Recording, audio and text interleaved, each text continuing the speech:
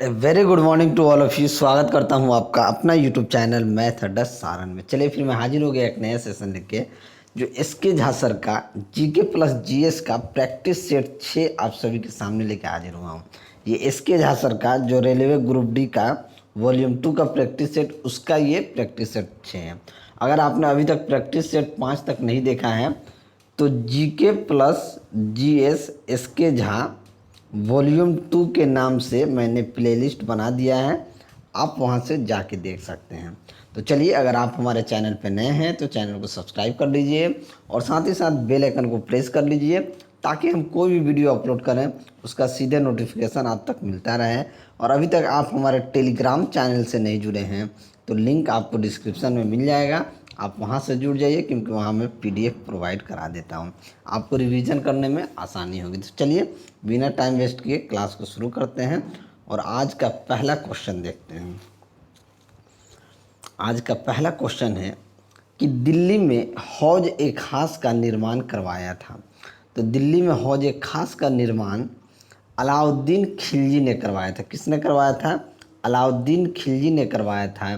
तो option C क्या हो जाएगा? आपका सही आंसर हो जाएगा।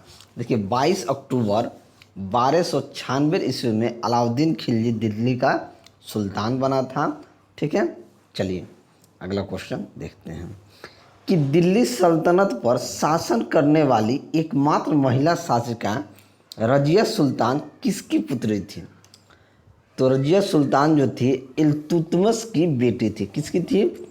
इल्तुतमिश की बेटी थी। तो ऑप्शन सी क्या हो जाएगा? आपका सही आंसर हो जाएगा। देखिए, कुतुबुद्दीन ऐबक जो था वो मध्यकालीन भारत में एक शासक था और दिल्ली सल्तनत पर पहला शासक एंड गुलाम वंश का क्या था? संस्थापक भी था। कुतुबुद्दीन ऐबक के मरने के बाद लाहौर के तुर्क सरदारों ने आराम शाह को 1210 में सुल्तान घोषित कर दिया था। ठीक है, चलिए अगला क्वेश्चन देखते हैं कि गुप्त शासकों द्वारा जारी किए गए चांदी के सिक्के को कहते थे। तो चांदी के सिक्के को क्या कहते थे? रुपयक कहते थे, रुपयक। तो ऑप्शन डी क्या हो जाएगा? आपका सही आंसर हो जाएगा। सोने के सिक्के को दिनार कहा जाता था। ठीक है, उस वक्त मंदिर बनाने की कला का जन्म गुप्त काल में हुआ था। ठीक है, चलिए अगला क्वेश्चन देखते हैं। देखिए, शकों पर विजय के उपलक्ष्य में चंद्रगुप्त द्वितीय ने चांदी के सिक्के चलाए थे। शकों पे विजय के उपलक्ष्य में चंद्रगुप्त द्वितीय ने चांदी के सिक्के उस वक्त चलाया था। ठीक है, चलिए अगला क्वेश्चन देखते हैं। भारत में सचिव का पद किसके द्वारा निर्मित किया जाता है? तो भारत में सचिव का जो पद होता है वो भारत सरकार के अधिनियम 1858 द्वारा किया जाता है। ठीक है, तो ऑप्शन बी क्या हो जाएगा? आपका सही आंसर हो जाएगा। चलिए नेक्स्ट देखते हैं। पार्लियामेंटरी सुधार 1909 भारतीय परिषद अधिनियम को कहा जाता है। भारतीय परिषद अधिनियम 1861 यूनाइटेड किंगडम की संसद का एक अधिनियम था और ये मॉन्टेगू चेम्सफोर्ड सुधार जो था ये प्रांतों में द्वैध शासन लाया था। ठीक है, चलिए अगला क्वेश्चन देखते हैं कि किस संविधान संशोधन द्वारा मतदान की आयु 21 वर्ष से घटाकर 18 वर्ष कर की गई थी? तो देखिए, 61वां संविधान संशोधन अधिनियम 1989 के तहत मतदान की आयु 21 वर्ष से घटा के 18 वर्ष कर दी गई थी।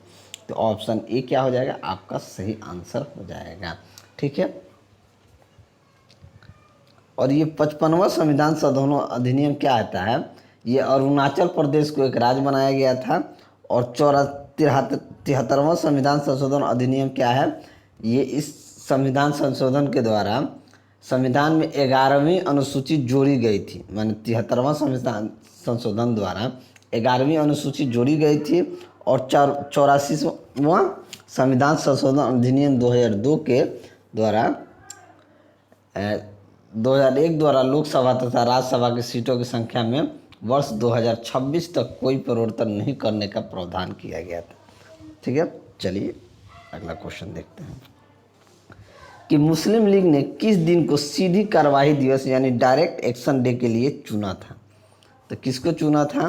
तो 16 अगस्त 1946 ईस्वी को सीधी कार्यवाही दिवस के लिए चुना गया था। तो ऑप्शन बी क्या हो जाएगा, आपका सही आंसर हो जाएगा। ठीक है। और 1906 ईस्वी में आगा खां एवं सलीमुल्लाह खान ने मुस्लिम लीग की स्थापना की थी। मुस्लिम लीग की स्थापना किसने किया था, तो मुस्लिम लीग की स्थापना 1906 में आगा खां एवं सलीमुल्लाह खान ने मुस्लिम लीग की स्थापना की थी। और 22 मार्च 1947 ईस्वी को मुस्लिम लीग ने पाकिस्तान दिवस के रूप में मनाया था। ठीक है। चलिए अगला क्वेश्चन देखते हैं कि ज्वालामुखी गतिविधियों से किस प्रकार की झील बनती है। तो ज्वालामुखी गतिविधियों से काल्डेरा झील बनती है। क्या बनती है, काल्डेरा झील बनती है। तो ऑप्शन ए आपको क्या हो जाएगा, सही आंसर हो जाएगा। ज्वालामुखी के मुख को उद्गार कहते हैं और ज्वालामुखी से बना गड्ढों को क्रेटर कहते हैं। ठीक है।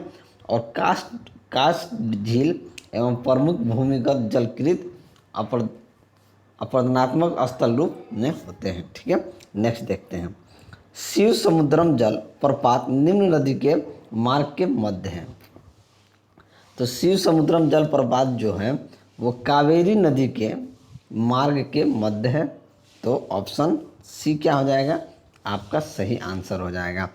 कावेरी नदी को दक्षिण भारत की गंगा भी कहा जाता है और कावेरी नदी की लंबाई कितना है, 800 किलोमीटर है। ठीक है।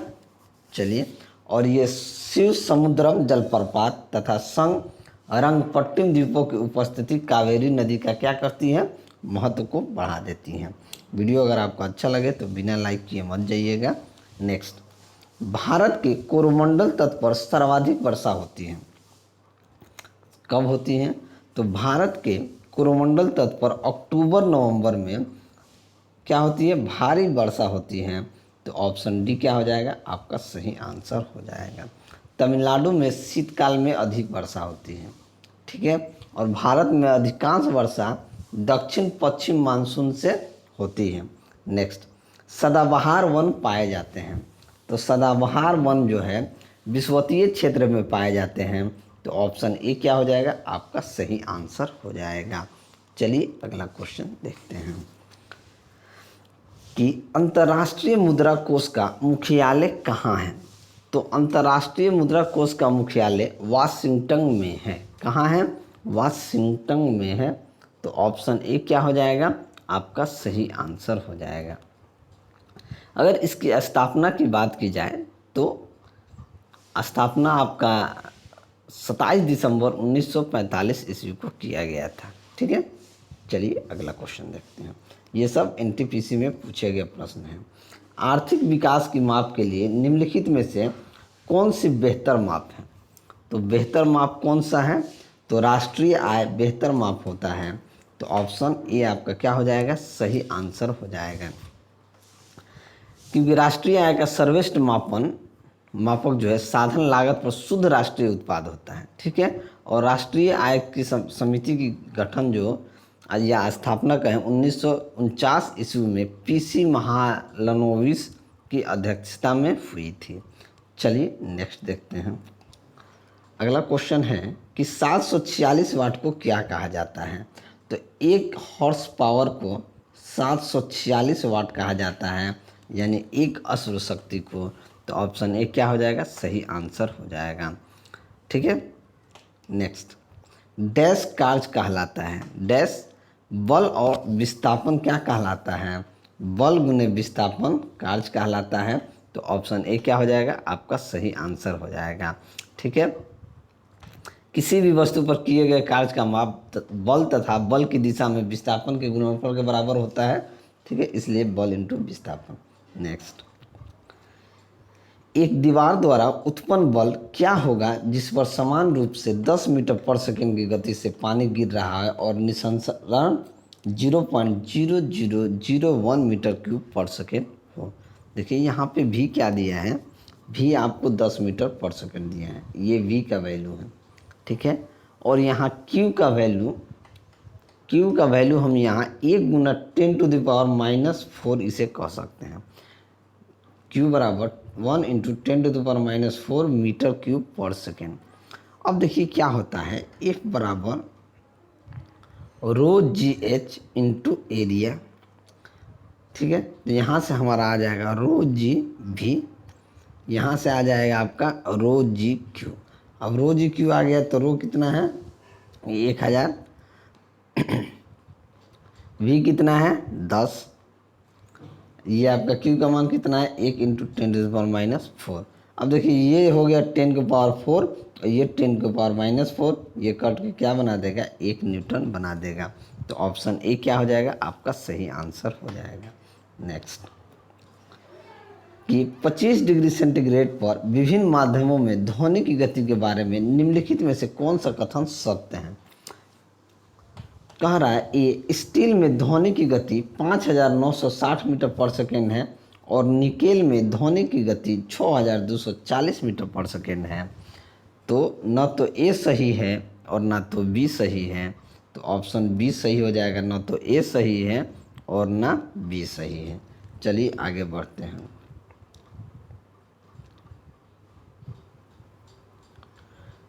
कि एक समतल दर्पण द्वारा बनाई गई छवि की विशेषताएं हैं।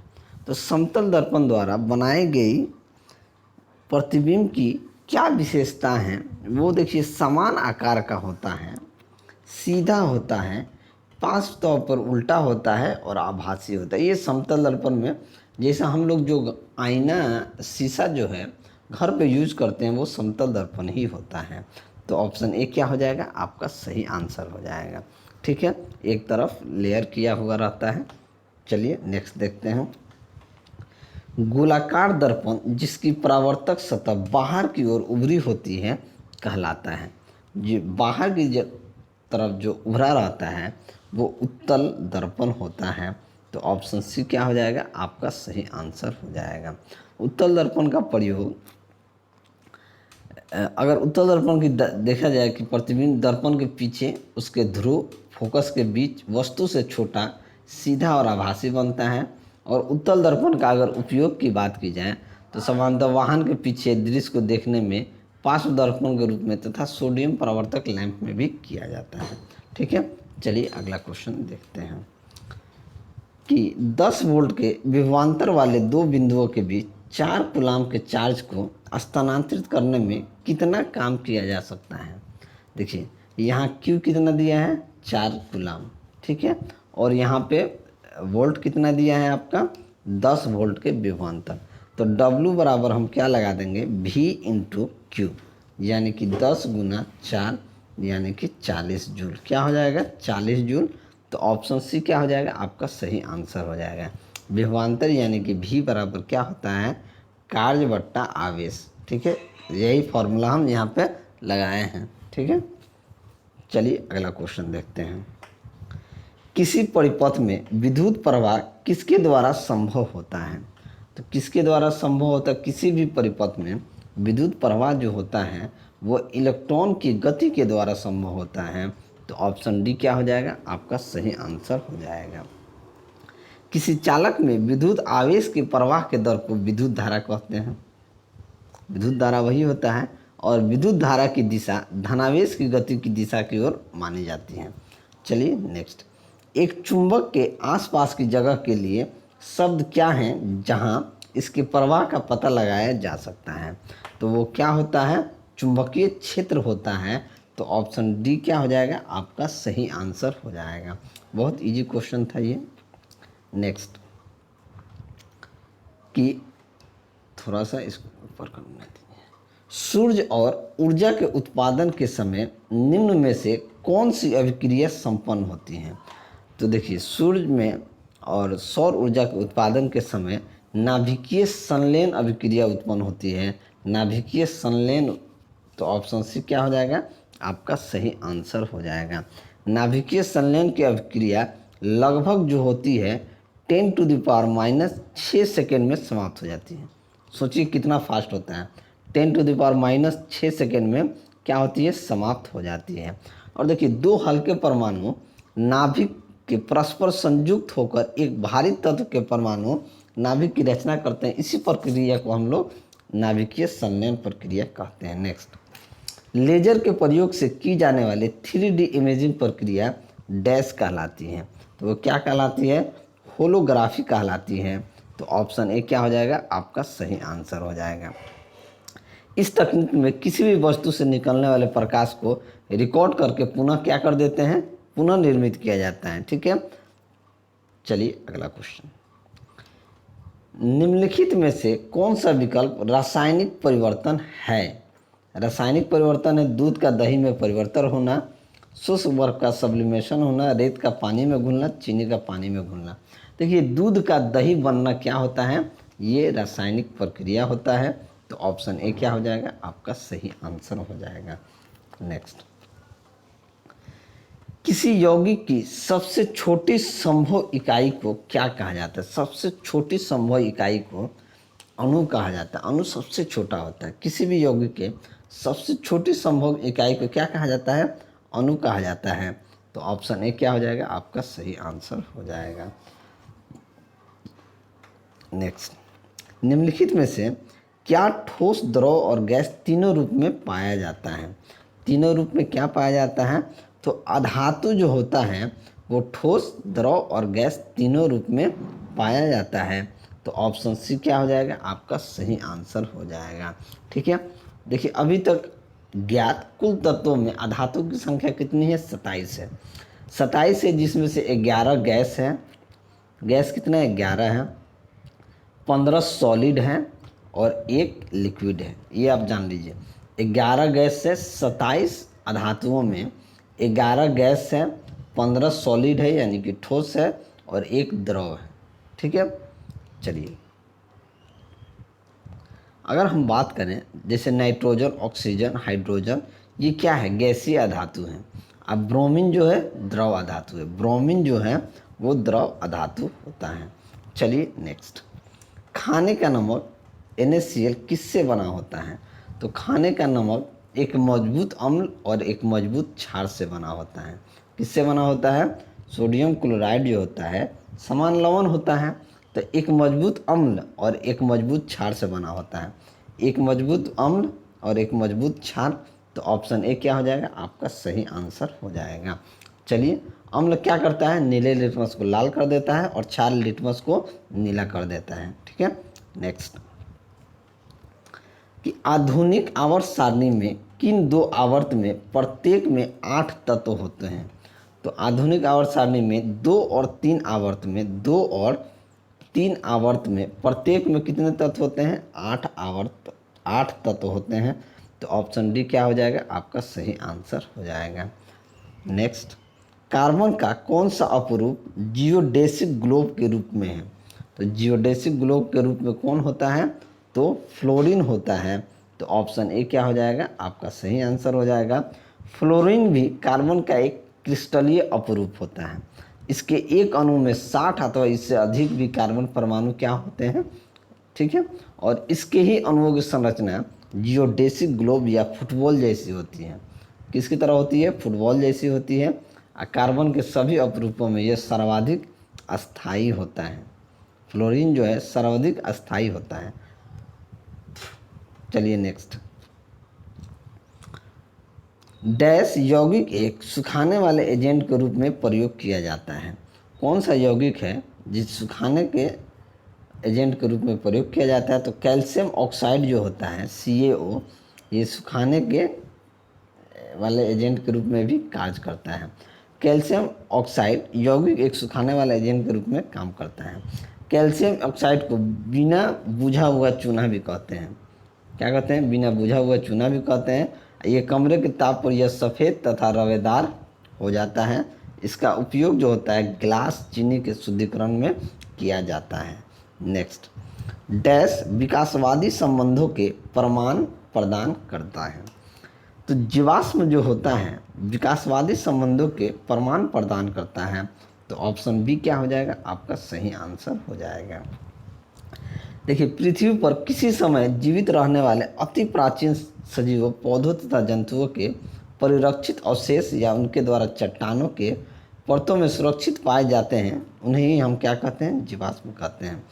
इस अध्ययन को जीवाश्म विज्ञान भी कहा जाता है। नेक्स्ट, सजीव जीवों के वर्गीकरण की मूल इकाई क्या है? तो सजीव जीवों के वर्ग के मूल इकाई जो होते हैं वो जाति होता है। तो ऑप्शन बी क्या हो जाएगा? आपका सही आंसर हो जाएगा। जाति वर्गीकरण की मूल इकाई होती है। नेक्स्ट, हाइड्रा प्रजनन करता है। हाइड्रा प्रजनन करता है मुकुलन द्वारा। किसके द्वारा? मुकुलन द्वारा हाइड्रा प्रजनन करता है। तो ऑप्शन सी क्या हो जाएगा? आपका सही आंसर हो जाएगा। हाइड्रा जो है मुख्यतः तालाब, पोखर या झील में जलीय पौधों से क्या रहता है? चिपका रहता है और इसका लंबाई लगभग 1 से 2 सेंटीमीटर होता है। इसे इसके स्वतंत्र छोर पर शंकुरूप हाइपोस्टोम के शिखर पर मुख स्थिर होता है।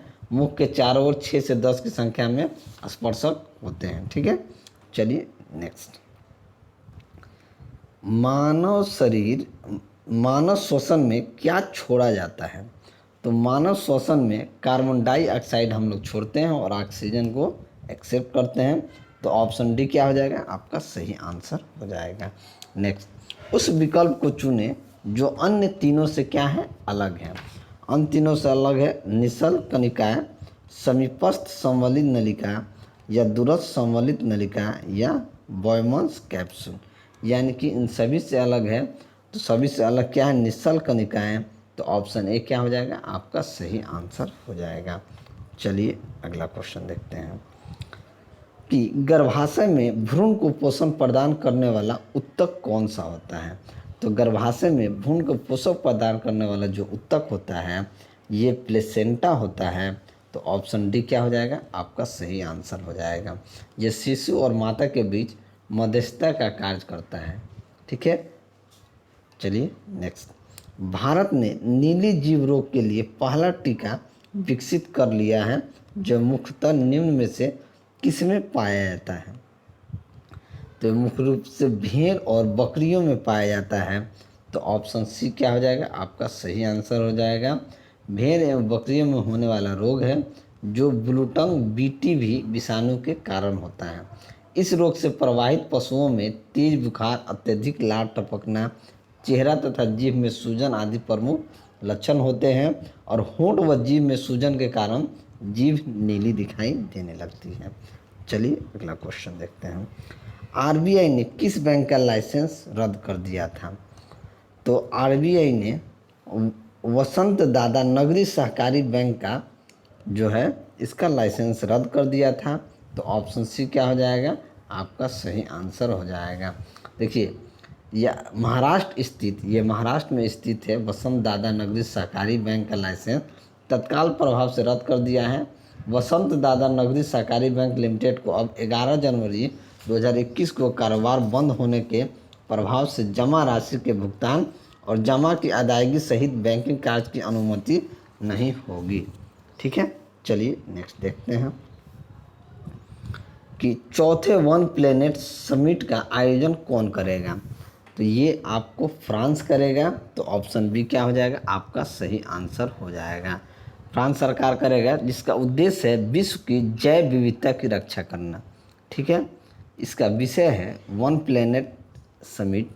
इसका ये वीडियो कॉन्फ्रेंसिंग वर्चुअली आयोजित हुई है। ठीक है, इसका उद्देश्य है कि विश्व की जैव विविधता की रक्षा का पालन करना। फ्रांस की राजधानी कहाँ है? पेरिस है और राष्ट्रपति इमैनुअल मैक्रोन है। ठीक है, नेक्स्ट। वेद मेहता का निधन हो गया, ये कौन थे? तो वेद मेहता एक लेखक थे। तो ऑप्शन ए क्या हो जाएगा? आपका सही आंसर हो जाएगा। भारतीय अमेरिकी लेखक वेद मेहता का निधन हो गया है। ठीक है, बचपन से ही आंखों के बगैर भारतीय अमेरिकी उपन्यासकार को 20वीं सदी के दिग्गज लेखक के रूप में जाना जाता है। ठीक है, नेक्स्ट। किस राज्य के सीएम ने चेरी ब्लॉसम फेस्टिवल का उद्घाटन किया है? तो ये मणिपुर के सीएम ने। तो ऑप्शन सी क्या हो जाएगा? आपका सही आंसर हो जाएगा।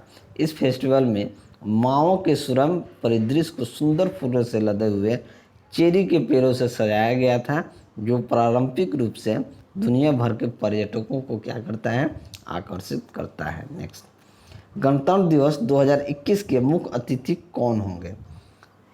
तो मुख्य अतिथि कौन होंगे? तो ये होंगे आपका चंद्रिका प्रसाद संतोषी होंगे। तो ऑप्शन ए क्या हो जाएगा? आपका सही आंसर हो जाएगा।